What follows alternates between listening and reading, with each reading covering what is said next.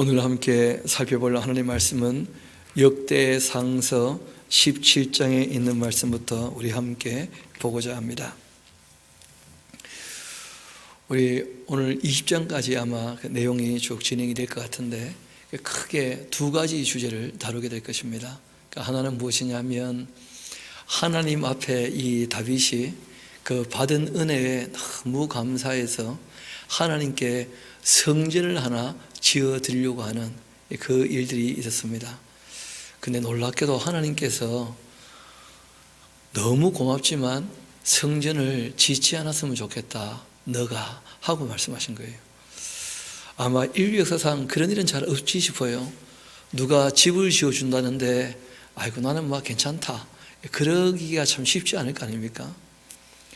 그 하나님께서 다윗이 하나님께 성전 지어 바치겠다고 하는데 그 하신 말씀의 요지가 무엇이었냐면, 너무 너 마음이 고맙지만 너는 전쟁을 하는 군인이었기 때문에 너의 손에 이런저런 사람들의 피가 많이 묻어 있다는 거예요. 그 피 묻은 손을 가지고 일을 하게 되어지면 모든 백성이 순수한 마음으로 함께 하나님을 섬기고자 하는 것이 잘 안 될 수 있지 않겠는가. 하나님께서 그렇게 이제 말씀을 하시면서 너무 고맙지만 하지 말아라 하고 부탁을 하신 거예요. 그리고 다윗이 이때 이제 싸운 지 얼마 안 됐을 때이거든요. 그리고 이제 그 18장부터 다윗이 어디나 싸울 때 하나님께서 함께 하셔서, 다윗의 모든 전쟁은 하나님의 전쟁이라 말씀드렸죠. 승승장구하게 되었던 그 내용들을 이제 우리에게 보여주고 있습니다. 그 전쟁할 때 패배하는 사람들은 다 패배할 만한 이유가 있었다는 거예요. 그 당시에 그 악하니까 그 하나님의 전쟁에서는 패배하게 되는 것이죠. 그래서 오늘 17장부터 우리 그 20장까지 같이 이제 보게 될 텐데, 먼저 잠깐 우리 22장 8절을 잠깐 보고 옵시다. 우리 조금 뒤지만 우리 사무엘상서 22장 우리 8절 같이 한번 가봅시다.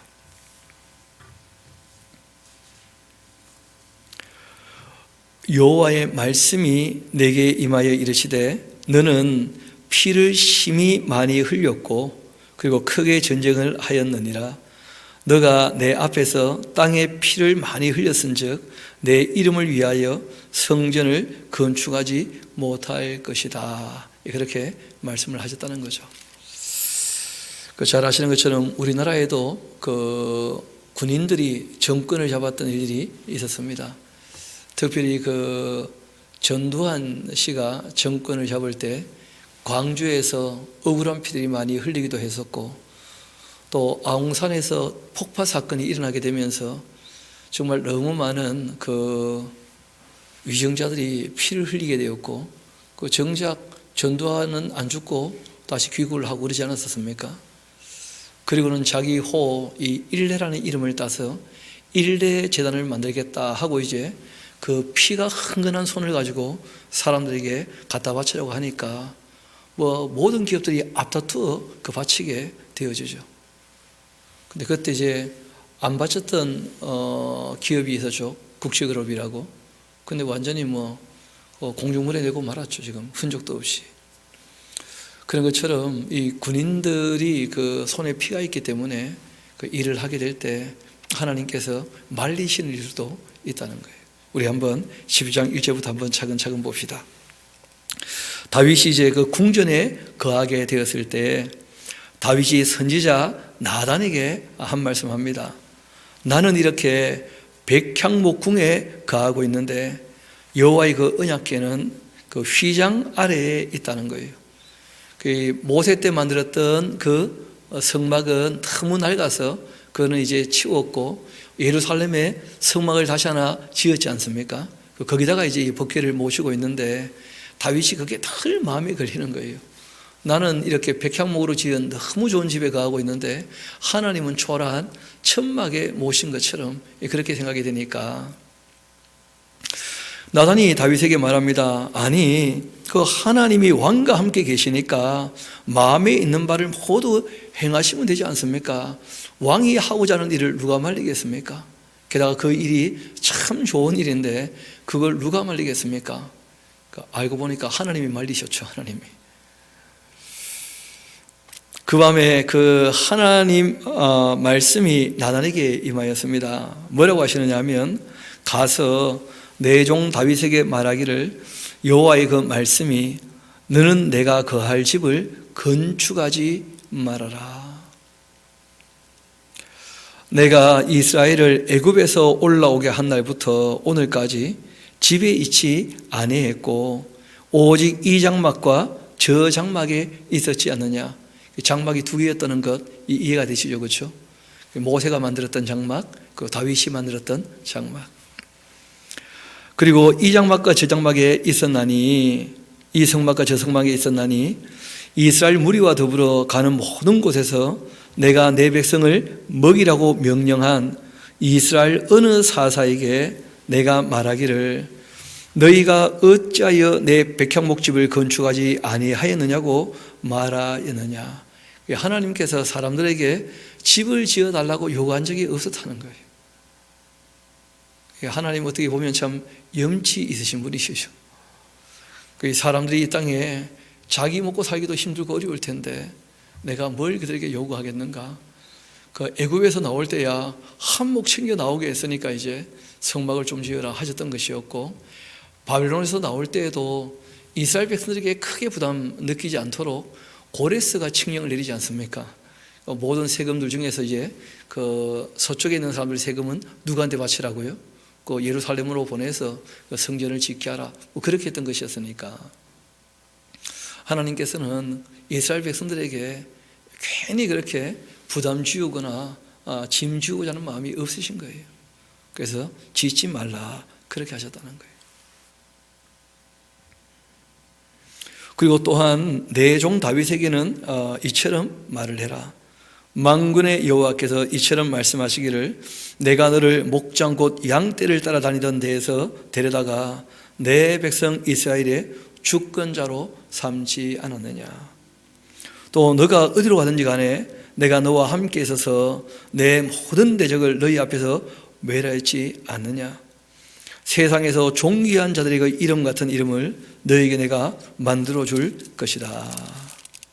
내가 또 내 백성 이스라엘을 위하여서 한 곳을 정하여 그들을 심고 그들이 그곳에 거주하면서 다시는 옮겨가지 아니하게 하며 악한 사람들에게 점과 같이 그들을 해치지 못하게 하여서 전에 내가 사사에게 명령하여 내 백성 이스라엘을 다스리던 때와 같이 않게 하겠다.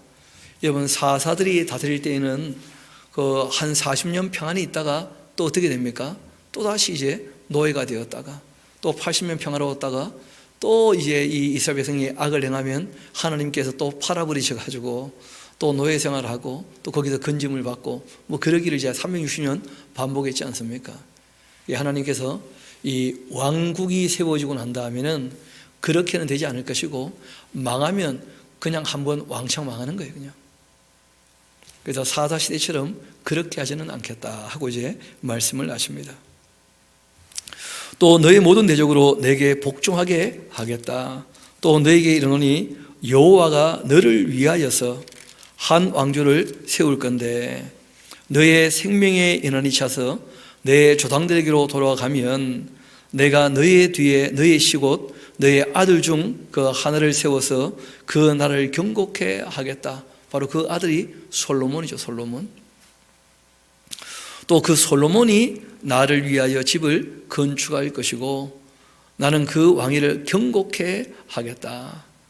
나는 그의 아버지가 될 거고 그는 나의 아들이 될 것이니까 나의 인애와 자비를 그에게서 빼앗지 아니하기를.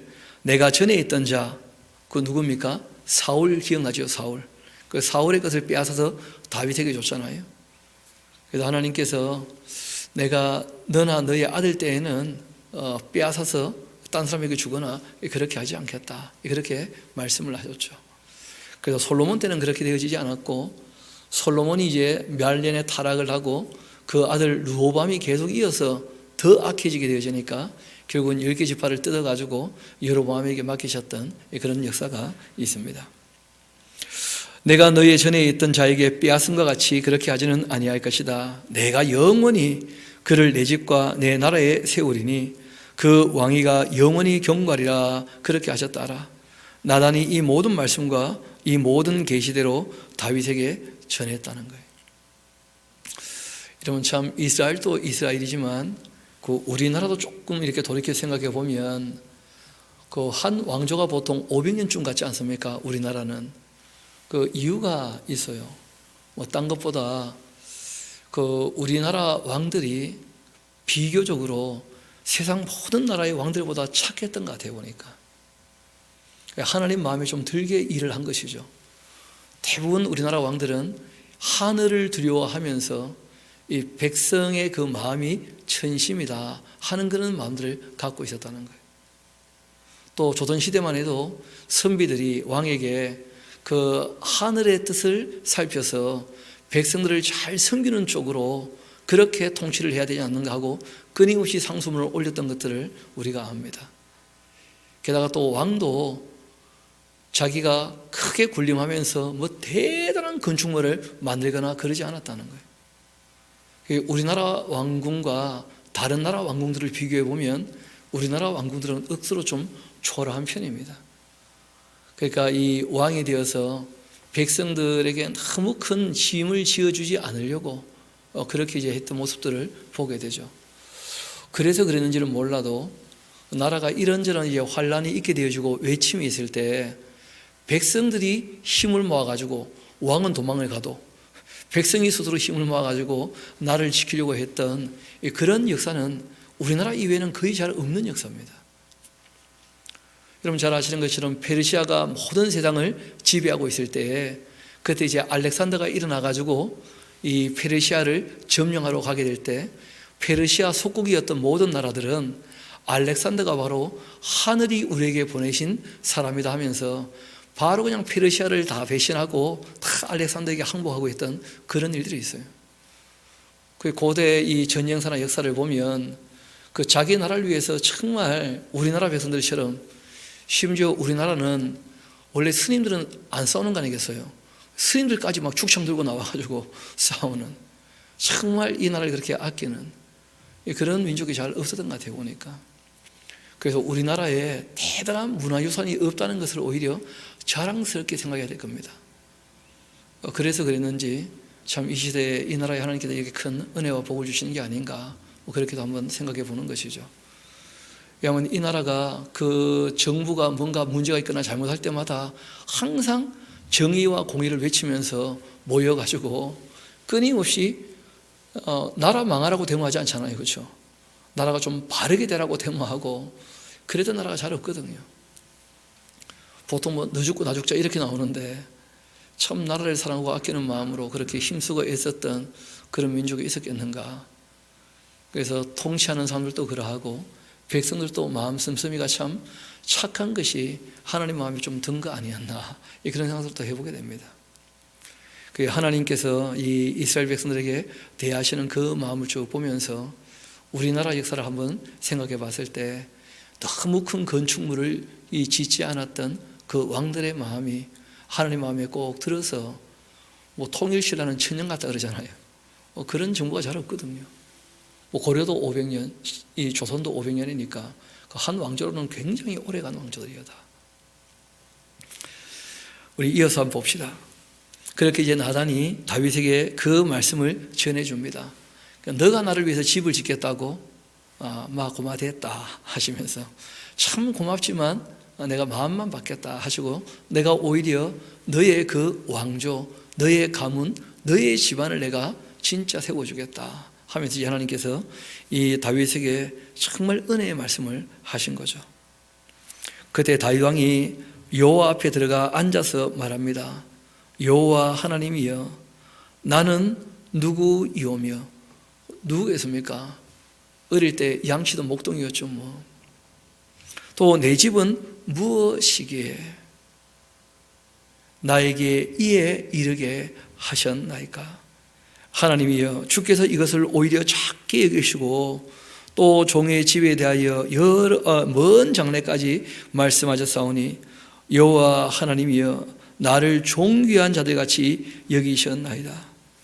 주께서 주의 종에게 베푸신 영에 대해서 이 영에 하는 말이 가보드라는 말인데 너무 풍요롭게, 너무 풍성하게, 너무 영광스럽게, 뭐 그런 얘기거든요. 이 다윗이 주께 무슨 말씀을 하오리까? 그러니까 하나님의 은혜를 깨닫게 된 사람들은 어떻게 보면 할 말이 없게 된다는 거예요. 내가 하나님께 무슨 말씀을 하오리까? 할 말이 없는 거죠. 너무 감사해서. 우리가 이 땅에 살 때 하나님께로부터 생명을 얻었는데 무슨 할 말이 있겠냐, 뭐 그런 것이죠. 하나님께로부터 우리가 죄에 빠졌을 때, 아니 하나님 원수로 행할 때 우리를 하나님의 자녀 삼아 주셨으니까, 우리를 죄와 사망에서 건져 주셨으니까 그 은혜 앞에 우리가 무슨 말을 하겠는가? 여러분, 정말 하나님의 은혜를 깨닫는 사람들은 할 말이 별로 없는 거예요. 그래서 하나님께서도 하나님의 사랑을 깨닫는 사람들에게 그런 얘기 하시죠. 정말 하나님을 바르게 알게 되었다면 여호와 앞에서 온 세상은 어떻게 하라고요? 잠잠하라. 그렇게 얘기하시는 거예요. 하나님께 뭐가 할 말이 많겠어요? 하나님이 하라고 하시는 것을 잘 감당하면 이제 되는 것이니까요. 이어봅시다.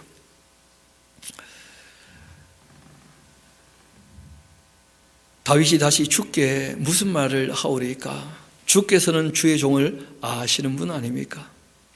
여호와의 주께서 주의 종을 위하여 주의 뜻대로 이 모든 큰 일을 행하사 이 모든 큰 일을 알게 하셨나이다. 여호와여, 우리 귀로 들은 대로는 주와 같은 이가 없고 주 외에는 하나님이 없나이다.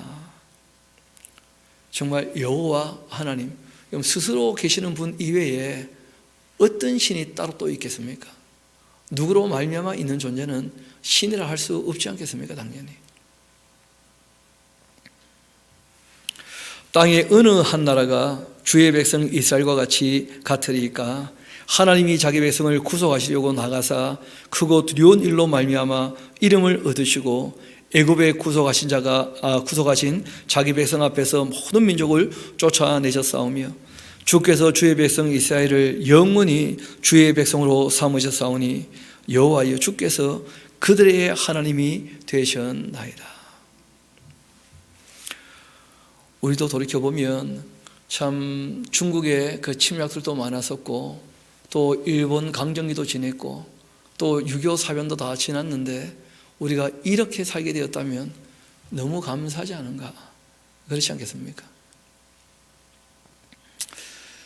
이어봅시다. 여호와여, 이제 주의 종과 주의 집에 대하여 말씀하신 것을 영원히 경고하게 하시며 말씀하신 대로 행하사 경고하게 하시고 사람에게 영원히 주의 이름을 높여 이르기를 만군의 여호와는 이스라엘의 하나님 곧 이스라엘에게 하나님이시라 그렇게 하게 하시며 주의 종 다윗의 왕조가 주 앞에 경고히 서게 하여 주옵소서 하면서, 나의 하나님이여, 주께서 종을 위하여 왕조를 세우실 것을 이미 듣게 하셨으므로 하나님께서 그렇게 하겠다고 하시니까 정말 그렇게 되기를 원합니다 하고 다윗이 이제 고백을 하죠.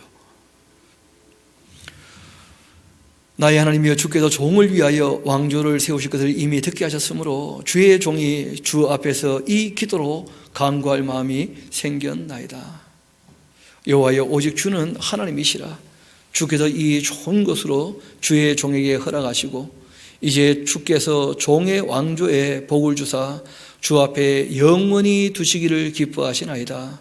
여호와여, 주께서 복을 주셨사오니 이 복을 영원히 누리리이다. 그렇게 하면서 이래놓고 이제 다윗은 실제로 본인이 이제 성전을 짓지 못하는 것이 그 참 부담도 되고, 그럼 내가 성전을 안 짓는다고 해도 하나님을 어떻게 사랑하며 하나님을 섬기고 하나님께 정말 감사를 표현할 것인가? 그래서 다윗이 끊임없이 뭘로 만듭니까? 그 노래를 만들죠. 그래서 시편에 보면 다윗의 시가 꽤 많은 거예요. 늘 하나님께 감사하는 마음으로 이렇게 찬양을 하는 것을 보게 됩니다. 또 실제로는 나중에 이제 알고 보니까 이 다윗이라는 인물이 성전 지을 준비를 본인이 늘 기회 될 때마다 그 백성들에게 부담을 끼치는 게 아니고요, 본인이 차곡차곡 다 챙겨가지고 성전 지을 준비를 다 해놨어요. 그래서 솔로몬 때 실제로 성전 지을 때에도 다른 이들이 전혀 부담 느끼지 않고 일을 할 수 있도록 그렇게 정말 후대를 생각하는 그런 다윗의 모습을 볼 수가 있습니다. 그 후에 이제 다윗이 승승장구하게 되어지는 다윗의 전쟁에 대한 이야기가 나옵니다. 그 후에 다윗이 블레셋 사람들을 쳐서 항복을 받고 블레셋 그 사람들이 그 손에서 가드와 그 동네를 빼앗고 그리고 또 모압을 치고 모압 사람이 다윗의 종이 되어서 종을 바치게 되었고 이 소바 왕 그러니까 이 남쪽하고 북쪽하고 다 쳤다는 거예요. 동쪽도 당연히 쳤고요. 서쪽은 뭐 빼앗을 게 없죠. 왜냐하면 지중해니까. 그렇게 이 남쪽, 북쪽, 서쪽을 다 다윗이 다 차지하게 됩니다. 소바왕 이 하닷 에셀이 유브라데 강가에서 자기 세력을 펴고자 했고 그 다윗이 그를 쳐서 하마까지 이르게 됩니다. 여러분 그 소바는 그 한번 드렸던 지도 보면 제일 위에 소바가 있죠, 그렇죠? 헤르몬산 위에 소바가 있고 그보다 조금 더 올라가면 하맛이 있어요. 그 제일 북쪽 끝이 이제 그 유브라데 강까지 이르게 되어지고 그러니까 아브라함에게 말씀하셨던 그 영토 대부분을 이 다윗이 다 가지게 되어집니다. 다윗이 그에게서 이 병거 1000대와 기병 7000명과 또 보병 20000명을 빼앗고 다윗이 그 병거 100대의 그 말들만 남기고 그 외의 병거의 말은 다 말의 힘줄을 끊어버립니다. 그러니까 빼앗을 것은 다 빼앗고 남겨둔 것들은 말 타고 달리지 못하게 말의 힘줄을 다 끊어버리죠. 또 다메섹 아람 사람이 소바왕 이 하닷 에셀을 도우러 온지라 이 다윗이 아람 사람 22,000을 또 죽이게 됩니다. 다윗이 다메섹 이 아람의 수비대를 두매 아람 사람이 다윗의 그 종이 되었고 종을 바치게 되었는데 다윗이 어디로 가든지 간에 여호와께서 어떻게 하셨다고요? 이기게 하셨다는 거예요. 왜 그럴까요? 우리가 여호수아서 사사기에서 우리가 배워서 아는 것처럼 참되시고 선하시고 의로우신 하나님 편에 서서 하나님의 전쟁, 악을 도말하는 전쟁을 하니까 항상 이기는 거예요. 하나님 편에 서서 싸우기 때문에. 이스라엘의 전쟁은 그런 좀 특별한 부분이 있습니다. 세상 모든 전쟁이 다 그런 거 아닙니다. 그럼 세상의 많은 전쟁은 욕심쟁이가 자기 욕심을 챙기려고 싸웠던 전쟁들이고 이거는 이스라엘 백성들에게 이미 약속하신 바가 있기 때문에 그 이스라엘 백성들에게 국한된 전쟁에 대한 이야기예요. 여호와께서 어디로 가든지 다윗을 이기게 하셨다는 거예요. 7절 이어봅시다. 다윗이 하닷에셀의 그 신하들이 가졌던 금방패를 빼앗아 예루살렘으로 가져오고 또 하닷에셀의 그 성읍 디브핫과 군에서 힘이 많은 놋을 빼앗았고 솔로몬이 그것으로 이제 놋대야와 기둥과 놋그릇들을 만들었습니다. 하맛 왕 이 도우가 또 다윗이 소바왕 하닷에셀의 온 군대를 쳐서 무찔렀다 함을 듣고서는 그 아들 그 하도람을 보내어 다윗 왕에게 문안하고 축복하게 했는데 이는 하닷에셀이 벌써 도우와 맞서 여러 번 전쟁이 있던 터에 이 다윗이 하닷에셀을 쳐서 무찔렀음이라. 이 하도람이 금과 은과 놋의 여러 가지 그릇을 가져온지라 다윗 왕이 그것도 여호와께 다 바쳤다는 거예요. 그 다윗은 자기에게 도움을 바라는 사람들은 항상 도와줬다는 것이죠. 그 다윗은 하나님의 전쟁을 감당하는 사람이에요. 다윗이 그것도 여호와께 드리되 에돔과 모압과 또 암몬 자손과 블레셋 사람들과 아말렉 등 모든 이방 민족에서 빼앗아 왔던 은금과 함께 하나님께 다 드렸습니다. 또 스루야의 아들 이 아비새가 소금 골짜기에서 에돔 사람 18,000명을 쳐 죽였습니다. 소금 골짜기 하는 것은 사해 그 남단을 얘기하는 것이죠. 그 지도가 작아서 다 나오지는 못해서 그렇습니다. 또 다윗이 에돔에까지 수비대를 두었다는 거예요. 좀 놀랍죠. 굉장히 넓은 땅을 이제 통치하게 되어지는 겁니다. 그리고 에돔 사람이 다 다윗의 종이 되었고 다윗이 어디로 가든지 간에 여호와께서 이기게 하셨다. 그걸 우리가 꼭 염두에 둬야 됩니다. 다윗이 늘 하나님 편에 서서 싸웠었기 때문에 잘 아시는 것처럼 이 가나안 땅 사람들은 일단 죄악이 관영한 사람들이고 그리고 이제 에돔이나 모압이나 암몬에 대해서는 그들을 진멸한 것이 아니라 그들을 쳐서 이겨서 이제 조공을 받게 되는 그런 일들이 있었습니다. 다윗이 이렇게 온 이스라엘을 다스려 그 추천해야 됩니다. 온 백성에게 정의와 공의를 행할세. 이게 다윗의 정치였다는 거예요. 이 다윗은 하나님 앞에서 참 정직하고 성실하면서 이 모든 백성을 공평하게 해서 평화를 누리게 하려고 하는 그런 마음이 있었다는 거예요. 우리가 독재자에 대해서 왜 악하다 그렇게 보느냐 하면 일단 독재 정부는 공평이 안 되는 거예요. 자기 권력을 계속 유지하기 위해서 억울한 사람들을 너무 많이 만들고 억울한 피를 너무 많이 흘리게 되는 것이죠. 그래서 잘 아시는 것처럼 간첩 조작 사건들 자꾸 만들어 가지고 그 사람들 잡아 넣었다가 나중에 이제 그런 것이 다 확인이 되어지고 판결이 잘못되었다. 그래서 풀려나는 사람들 우리가 숱하게 보지 않습니까? 그들이 경제적으로 어떻게 했는지, 실제로 경제 발전은 전두환 때 많이 이루어졌던 것이 사실이지 않습니까? 그 전까지 70년대는 북한하고 우리가 사행할 수준이 거의 비슷했거든요. 올림픽 지나면서 우리가 완전히 북한을 역전하게 되었죠. 지금은 너무 수준 차이 나서 할 말도 없을 정도로 그렇게 차이가 나게 되었는데, 문제는 그 사람들이 그렇게 권력을 유지하기 위해서 너무 많은 사람의 억울한 피를 흘렸기 때문에, 너무 많은 동족들의 피를, 너무 많은 국민의 그 억울한 피를 흘렸기 때문에 거기에 대해서 우리가 확실하게 좀 짚고, 그리고 이제 우리가 다시 나라를 좀 반듯하게 만들어 가야 되지 않겠는가. 그래서 과거사에 대해서 진실이 규명되어야 정말 용서도 되고 화해도 되는 것이고 평화가 이루어지는 것이지, 악한 것을 악한 채로 내버려 두면 잘 아시는 것처럼 억울하게 피를 흘리게 되어지면 그 피 흘린 자의 피가 아니면 속할 수 없는 것이고, 그 억울한 사람의 피를 신원하지 않으면 계속 하나님께 은혜 받기는 쉽지 않다는 거예요. 그래서 우리가 그런 걸 좀 생각해 보고 정말 기독교인이 앞서가지고 그런 부분에 관하여 좀 의식을 가지고 하면 참 좋겠다 싶은데, 교회가 오히려 앞장서가지고 그런 걸 덮으려고 무마시키려고 그런 모습들을 오히려 보게 되니까 그게 참 안타깝죠. 다윗은 그런 사람이 아니었다는 거예요. 그래서 하나님 마음에 꼭 들었다는 거예요. 정의롭게 하기 위해서 힘쓰고 애썼고 공의롭게 하려고 힘쓰고 애썼다는 거예요. 하나님의 정치가 바로 공의와 정의로 통치하는 것이죠. 하나님의 보좌의 기초가 바로 공의와 정의거든요. 정말 공의를 하수처럼, 그리고 정말 이 정의를 강물처럼 그렇게 흐르게 하라 하는 것이 모든 예언자들이 그 정치하는 사람들을 향하여 외치는 음성 아니겠습니까? 다윗은 바로 그런 정치를 했던 인물이었다는 거예요. 다윗이 온 이스라엘을 다스려 모든 백성에게 정의와 공의를 행할세.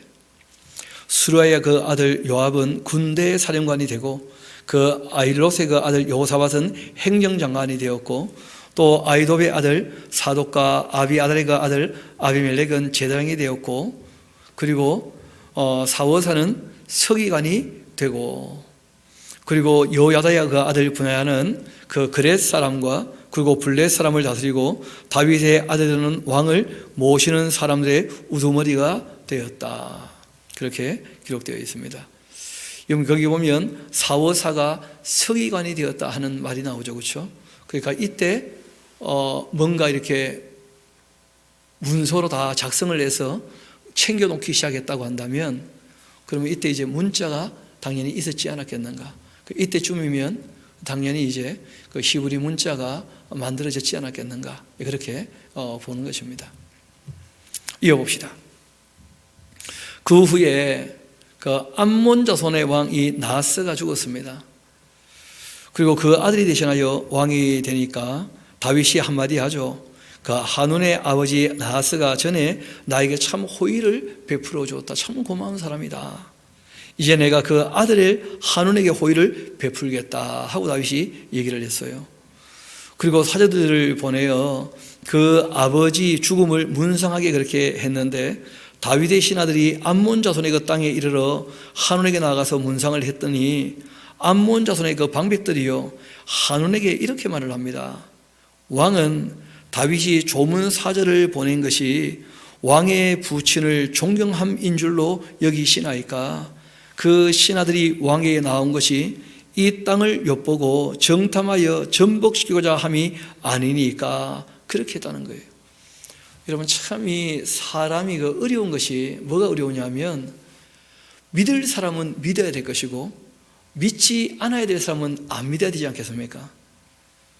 그런데 그런 분별력이 많이 부족할 수 있다는 거예요. 그래서 우리가 잠언을 읽어 분별력을 가져야 될 것이고, 정말 율법을 자꾸 읽어서 분별력을 좀 가져야 됩니다. 이 어리석은 사람들이 다윗의 그 호의를 완전히 오해를 하고 불신하게 되어주죠. 다윗은 공의와 정의로 통치하는 사람인데 다윗이 자기를 속일 거라고 불신하게 되니까 스스로 속게 되는 거예요. 이런 반면에 믿지 않을 사람을 믿어가지고 또 억울하게 죽는 일들도 얼마든지 있거든요. 또 그래서 참 이 분별력이라는 게 중요한 것이고, 그래서 하나님의 그 기준이 있기 때문에 그 하나님의 잣대를 가지고 우리가 비추어 봐서 정말 저 사람 신뢰할 만한 사람인가, 그렇지 않은 사람인가, 그런 걸 좀 분별할 수 있어야 되거든요. 다윗은 정말 신뢰할 만한 사람이고 하나님이 인정하는 사람이고 누가 들어봐도 공의와 정의로 통치하는 사람인데, 근데 이 암몬 사람들이 마치 자기들처럼 다윗이 또 그럴까 봐 그 스스로가 스스로를 속인 것이죠. 그렇게 불신하면서 배신했다는 거예요. 이어봅시다. 그렇게 하고서는 한운이 이에 다윗의 신하들을 잡아가지고 그들의 수염을 깎아버리고 그 의복의 볼기 중앙까지 잘라버리고는 돌려보냈다는 거예요. 그 이스라엘 백성들은 이 수염이 깎였다면 남자에게 가장 큰 모욕입니다. 그러니까 남들 눈앞에 나가지 못해요. 그리고 옷에 볼기라는 게 엉덩이 부분 아닙니까? 그렇죠? 거기를 그냥 다 찢어가지고는 엉덩이가 다 드러나게 그렇게 해서 쫓아보낸 거예요. 뭐 옷은 갈아입으면 되는데 수염은 붙일 수 없잖아요. 시간이 지나가야 나는 것이니까. 그게 큰 모욕을 받게 된 거예요. 어떤 사람이 다윗에게 가서 그 사람들이 당한 일을 말하니라. 그 사람들이 심히 부끄러워하므로 다윗이 그들을 맞으러 보내매 왕이 이르기를 너희는 수염이 자라기까지 그 여리고에 머물러 있다가 그리고 이제 수염 자라면 돌아와라. 그렇게 이제 배려를 해주죠. 그리고 암몬 자손이 자기가 다윗에게 믿게 한 줄을 안지라. 한운과 암몬 자손은 더불어서 은 1000달란트를, 1000달란트면 어마무시한 향이죠. 한 달란트가 33kg인데 아람 이 나라임과 또 아람 마가와 또 소바에 보내서 병과 마병에 다 삭슬 내게 됩니다. 그리고 병거 32,000대, 병거가 무려 32,000대, 어마어마한 군대죠. 또 마가 왕과 그 군대를 다 고용했고 그들이 이제 메더 앞에서 진치고 모압 자손이 그 모든 성으로부터 모여와서 싸우려고 했습니다. 뭐 잠깐 이 그림을 보시면 알겠습니다만은 그 중간에 큰 줄기로 이렇게 내려오면 소바, 르홉, 마가 쭉 이름들 나오죠, 그렇죠? 그래서 아람 사람이 이 사람들에게 이 연합군이 좀 되자고 쭉 불러내려 가지고, 그 다음에 중간 제일 밑에 보면 사해 바로 오른쪽에 메드바 하는 곳이 보일 겁니다. 거기에서 이제 전쟁이 크게 있게 되는 것이죠. 다윗이 듣고서는 요압과 또 용사의 5무리를 이제 거기 보내게 됩니다. 암몬 자손은 나가서 성문 앞에 진치고 도로 온 여러 왕은 따로 들에 있고, 이 요압이 앞뒤에 친 적진을 보고서는 이스라엘에서 뽑은 자 중에 또 뽑아 아람 사람을 대하여 진을 치고 그 남은 무리는 그 아우 아비새의 수하에 또 맡겨 암몬 자손을 대하여 진을 치게 합니다. 이르되 만일 이 아람 사람이 나보다 강하면 너가 나를 돕고 만일 또 암몬 자손이 너보다 강하면 내가 너를 돕겠다 하면서 큰 무대가 이제 연합군이 두 개로 나눠오니까 두 개로 이제 맞서게 된 것이죠. 그리고 얘기를 합니다. 요압이 너는 힘을 내어라. 우리가 우리 백성과 우리 하나님의 성읍들을 위해서 힘을 내자. 여호와께서 선히 여기시는 대로 행하시기를 원하노라 하면서 이 다윗의 부탁을 받고 싸우러 왔던 요압이 그렇게 얘기를 하죠. 그러니까 뭐 싸우려면 사람들이 격려해야 되지 않습니까? 그렇죠? 용기를 내자. 그럼 용기가 나옵니까? 안 나옵니까? 놀랍게도요, 용기를 내면 용기가 나온다는 거예요. 사람이 겁도 용기도 알고 보면 자기 안에 있대요. 겁을 내면 겁이 나온다는 거예요. 용기를 내면 용기가 나온다는 거예요. 원래 다 사람에게 있는 거랍니다, 다. 그래서 용기를 내자 하고 격려하니까 용기가 난 거죠. 요압과 그 추종자가 싸우려고 아람 사람 앞에 나아가니 그들이 그 앞에서 도망하게 되었고, 그 암몬 자손은 아람 사람이 도망함을 보고 그들도 요압의 아우 아비새 앞에서 도망하여 이 성읍으로 들어간지라. 이에 요압이 예루살렘으로 돌아오게 되었습니다. 뭐 서로 힘들면 돕자 했는데 둘 다 그냥 동시에 다 이겨버리고 말았죠. 그리고 이 아람 사람이 자기가 이스라엘 앞에 패하였음을 보고는 사신을 보내어서 강 건너편에 있는 아람 사람을 불러내니 하닷 에셀의 그 군대 사령관 소박이 그들도 그늘인지라. 어떤 사람이 다윗에게 전함이 다윗이 온 이스라엘을 모으고 요단을 건너가서 아람 사람에게 이르러 그들을 향하여 진을 쳤고, 다윗이 아람 사람을 향하여 진을 치매 그들이 다윗과 맞서 싸웠는데 아람 사람이 이 이스라엘 앞에서 도망한지라. 다윗이 아람 병거 7,000대 그 군사와 또 보병 4만 명을 그렇게 죽이고 또 군대의 지휘관 소박을 죽였고, 하닷에셀의 그 부하들이 자기가 이스라엘 앞에서 패했음을 보고 다윗과 더불어 화친하여 섬기게 되었고, 그 후로는 아람 사람이 암몬 자손 돕기를 더 이상 원치 않았다. 그렇게 이제 얘기를 하고 있습니다. 이런 이제 전쟁의 역사를 누군가가 다 기록을 했다는 것이죠. 그런 사람이 이제 사관이 될 것입니다. 그렇죠? 또 해가 바뀌어 왕들이 출전할 때가 되었는데, 그러니까 해가 바뀌어 왕들이 출전할 때 하는 것이 언제냐 하면, 쉽게 말해서 그 늦봄이 되면 밀보리를 다 추수하지 않습니까? 그렇죠? 또 늦가을이 되면 그 무화과 전부 이렇게 납작하게 해서 말리고, 그리고 포도주 짜고 감람주 짜고 하니까 그때가 이제 그 다윗이 한몫 챙기러 가는 때예요. 조공을 바치기도 하지만 또 가지러 가기도 하고 뭐 그러는 것이죠. 해가 바뀌어 왕들이 출전할 때 하는 말이 이제 그런 말입니다. 이때는 이제 늦봄쯤 된 것 같은데요. 초여름이나. 요압이 그 군대를 거느리고 나가서는 암몬 자손의 땅을 격파하고 들어가서 랍바를 에워싸고, 다윗은 예루살렘에 그대로 있습니다. 이 요압이 랍바를 쳐서 함락시키매 다윗이 그 왕의 머리에서 이 보석 있는 왕관을 빼앗았는데, 그 왕관의 중량을 알아보니까 금 1달란트. 여러분, 금 1달란트면 33~4kg 되지 않습니까? 아니 33~4kg 되는 것을 어떻게 머리에 쓰고 다녔는지, 참 옛날 사람들 목에 힘이 좋았는지 목 디스크가 올 텐데, 그렇죠? 근데 뭐 대단한 금 면류관이 있었던 모양이에요. 그걸 이제 빼앗습니다. 그들의 그 왕관을 자기 머리에 쓰고 다윗이 또 그 성에서 노력한 물건을 무수히 내옵니다. 그 가운데 백성을 끌어내어 이 톱과 새 도끼와 이 돌서래로 일하게 하였고, 다윗이 그렇게 암몬 자손의 모든 성읍을 이같이 하고 다윗의 그 모든 백성과 함께 예루살렘으로 돌아왔습니다.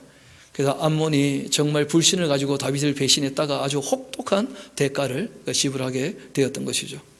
또 이후에 그 블레셋 사람들과 또 이 게셀에 전쟁할 때 후사 사람 십부개가 키가 큰 자의 아들 중에 10배를 쳐 죽임에 그들이 항복하게 됩니다.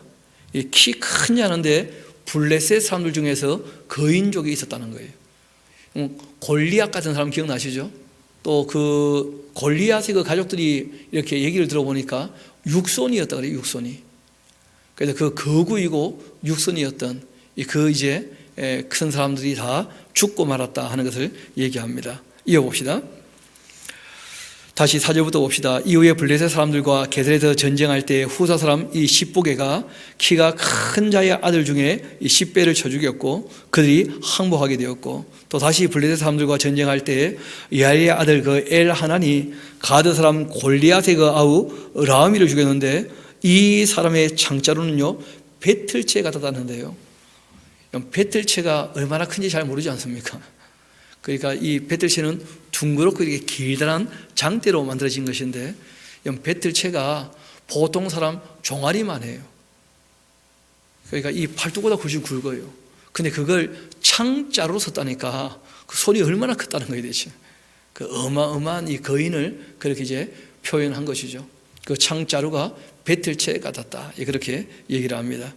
골리앗만 큰 게 아니었고 그 아우 라음이도 굉장히 큰 사람이었다는 거예요. 또 가드에서 전쟁할 때 그곳에 키 큰 자 하나는 손과 발이 이 가락이 6개씩 있었는데 모두 24이었고 그도 키가 큰 자의 소생이었다. 그가 이스라엘을 능욕하기 때문에 다윗의 형 시므아의 아들 그 요나단이 그를 죽였다. 이렇게 가드의 키 큰 자의 소생이라도 다윗의 손과 그 신하의 손에 어떻게 되었다고요? 다 죽었다. 그래서 이 블레셋 사람들 중에서는 이 아주 거구의 그 거인족들이 좀 있어가지고 그 사람들 위협도 하고 이제 위협도 하고 그렇게 했던 모양인데, 근데 다윗 때 이제 이 블레셋에 정말 골치 아픈 거인족들을 완전히 다 진멸했다. 그렇게 하면서 다윗이 그 전쟁에서 다 승리한 이야기가 끝납니다. 그런데 문제는 이렇게 모든 것이 잘 되어졌을 때 사람이 어떻게 되기 쉽다는 거예요? 교만해지기가 쉽다는 거예요. 그래서 21장에 다윗이 교만하게 되어서 이제 문제가 일어나는 이야기가 나오게 되는데, 그 21장부터는 우리가 다음 시간에 같이 완전히 이제 전환되는 한 단락이니까 우리가 다음 시간에 좀 살펴보려고 합니다. 그래서 오늘 우리가 크게 두 가지 얘기를 같이 나누게 되었는데, 하나는 하나님께서 사람들에게 뭘 요구하시는 분이 아니시라는 거예요. 오히려 하나님께 뭘 우리가 드린다고 해도 하나님께서 사양을 하시는 염치 있으신 분이신데, 사람들이 하나님을 크게 오해하고 뭘 많이 갖다 바쳐야 기뻐하시는 분인 것처럼 그렇게 오해를 하는 것이죠. 우리가 하나님을 사랑해서 정말 감사함으로 하나님의 일에 동참하고자 하는 것이야 누가 말리겠습니까마는, 그러나 억지로 막 많이 바치는 걸 기뻐하니까 많이 바치시오 하는 것은 하나님의 성품에도 위반되는 것이고 하나님께서 기뻐하시는 것도 아닙니다. 그리고 지금 또 우리가 보는 것처럼 다윗이 하나님 편에 서서 싸우기 때문에 모든 일에 승승장구하게 되어지는데, 우리도 이 땅에 살아갈 때 다윗과 전혀 다른 시대를 살고 있지만 우리가 하나님 편에 서서 살아가야 되는 것은 너무나 합당한 줄로 믿습니다. 그래서 무엇보다 이 사회의 윤리라고 하는 것이 긍휼과 자비와 함께 공의와 정의라는 것이 굉장히 중요한 가치다. 그리고 우리가 꼭 기억하시고, 정말 이 신앙윤리와 함께 생명윤리 그리고 가정윤리, 이 사회윤리, 정말 이 기독교인들의 참된 윤리를 우리가 바르게 세워가면서 주님을 섬겨 사는 저와 여러분 되기를 소망합니다. 우리 시간 함께 기도하도록 하시겠습니다. 오늘 함께 나누었던 말씀도 우리가 상고해보고, 혹시 우리가 어떤 사람을 대할 때에 개인적으로라도 좀 부당하게 대한 적은 없는지 우리가 좀 살펴볼 필요가 있습니다. 또 내가 정직하지 않았던 것은 없었는지 그런 것도 좀 살펴봅시다. 또 우리가 누구를 대할 때 긍휼과 자비로 우리가 대할 사람이 있지 않는가 우리가 좀 생각해보고 또 챙겨갈 수 있으면 참 좋겠습니다.